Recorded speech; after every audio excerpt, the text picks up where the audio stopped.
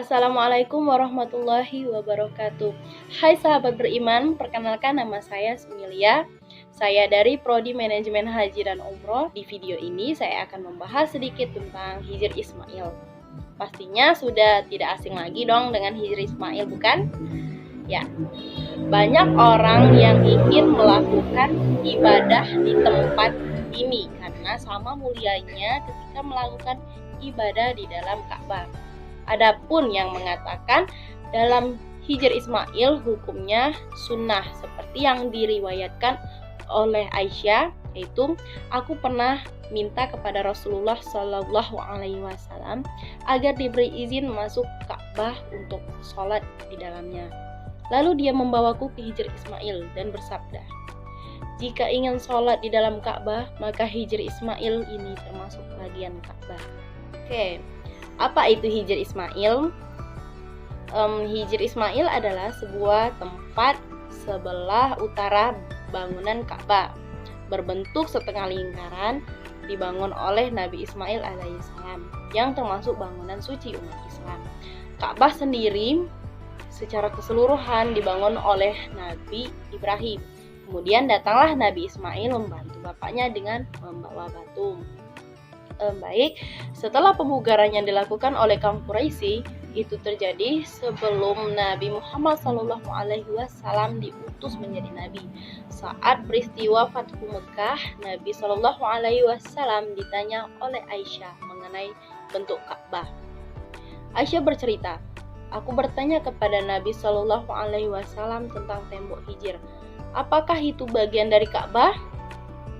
Dan jawab Nabi, iya. Saat bertanya lagi, mengapa tidak mereka memasukkan jenis satu dengan bangunan Ka'bah?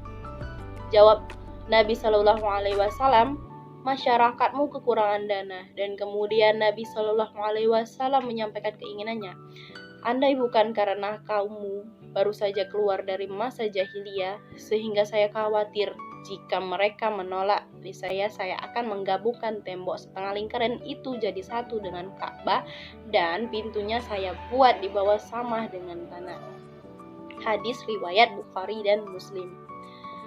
Ibnu Katsir membawakan riwayat dari Muhammad bin Ishaq tentang pemugaran Ka'bah.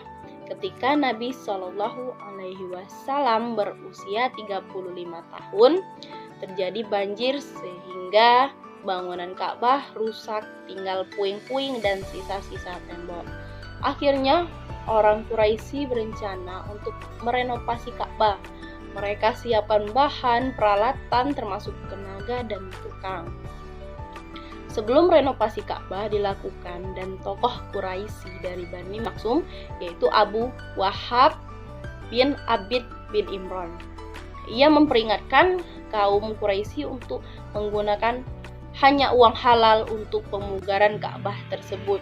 Tidak boleh menggunakan uang hasil pelacuran, riba, ataupun uang dari berbuat zalim kepada orang lain. Karena pembatasan hanya pada dana yang halal, akhirnya mereka kekurangan dana. Oleh karena itu, bangunan Ka'bah tak utuh seperti dulu. Mereka membangun sesuai ketersediaan dana.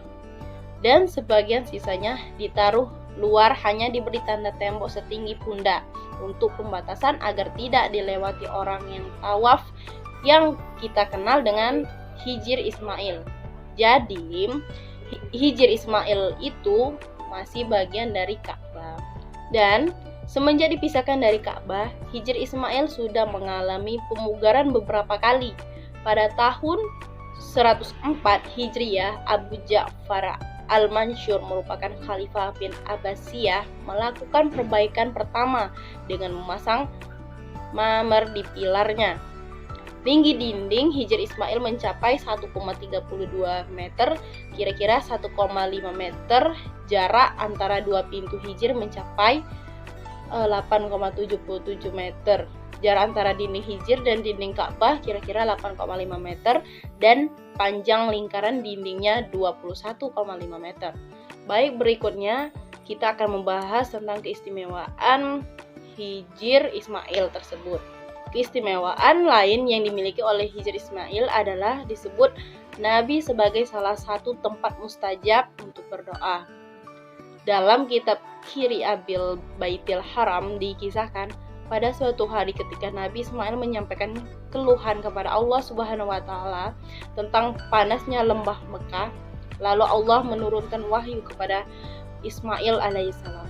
Sekarang aku buka hijirmu salah satu pintu surga yang dari pintu itu keluar hawa dingin untuk kamu sampai hari kiamat nanti.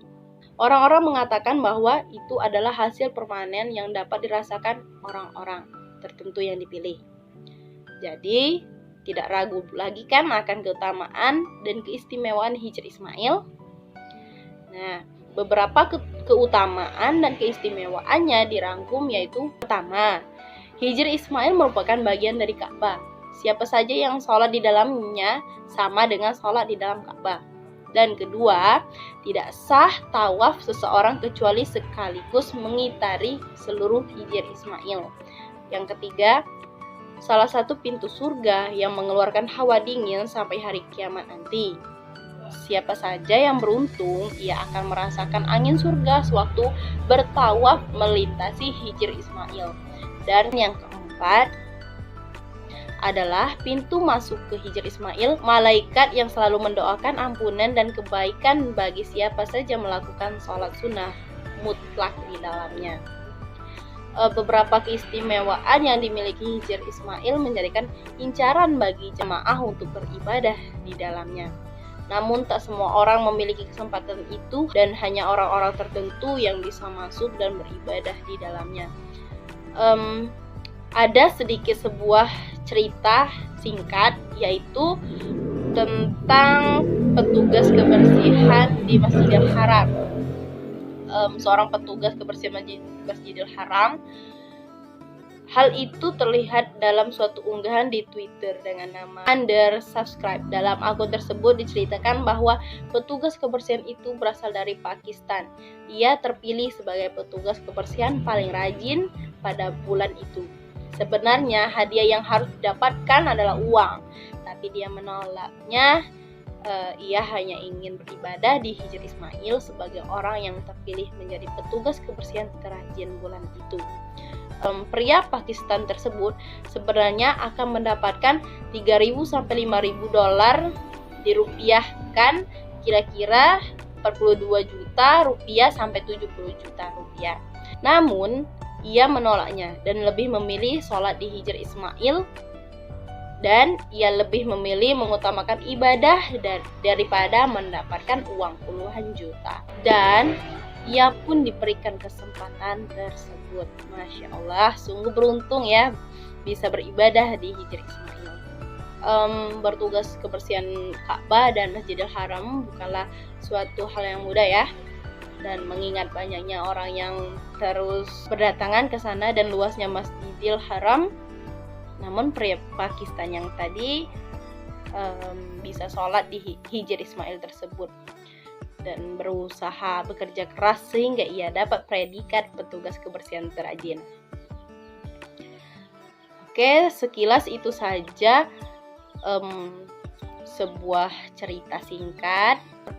Dan itu saja video dari saya. Semoga bermanfaat bagi sahabat semuanya.